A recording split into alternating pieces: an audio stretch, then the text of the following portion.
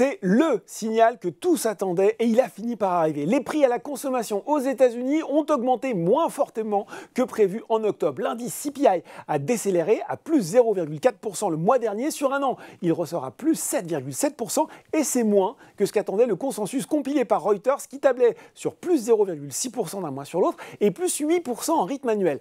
Effet immédiat sur le CAC 40 qui a bondi comme un seul homme à 14h30.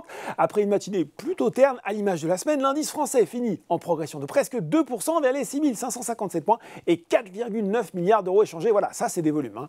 Aux États-Unis, c'est carrément alors là l'euphorie avec à 17h45 un Dow Jones à plus 3,1% vers les 33 524 points et un Nasdaq à plus 6% vers les 10 985 points avec bien sûr l'espoir que cette décélération de la hausse des prix va venir modérer les ardeurs de la Fed. On regarde les valeurs en hausse à Paris. Eh bien, cette nouvelle de l'inflation a immédiatement profité aux valeurs technologiques qui caracolent en tête des progressions du SBF 120, du CAC 40, à l'image de Soitec, Dassault Systèmes, ST Micro, Worldline ou encore Capgemini. Sur le SBF 120, ça roule aussi pour les équipementiers auto Forcia et Valeo. Et puis, Engie avait de l'énergie à revendre aujourd'hui à l'occasion de la publication de ses chiffres du troisième trimestre. Le groupe a nettement relevé ses objectifs 2022. Il table notamment sur un résultat net récurrent part du groupe, compris entre 4,9 et 5,5 milliards d'euros contre une fourchette précédente allant de 3,8 à 4,4 milliards. Valneva, de son côté, gagne 5,17%. Sur 9 mois, la biotech a réduit sa perte nette à 99 millions d'euros contre moins 246 millions d'euros un an plus tôt.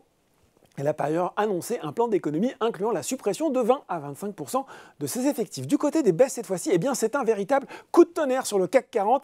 Téléperformance qui perd 33,9% en une séance. Le cours a même fini par être suspendu. Alors en cause, l'ouverture d'une enquête en Colombie sur les conditions de travail d'employés de la plateforme TikTok, dont le spécialiste français des centres d'appel est un sous-traitant.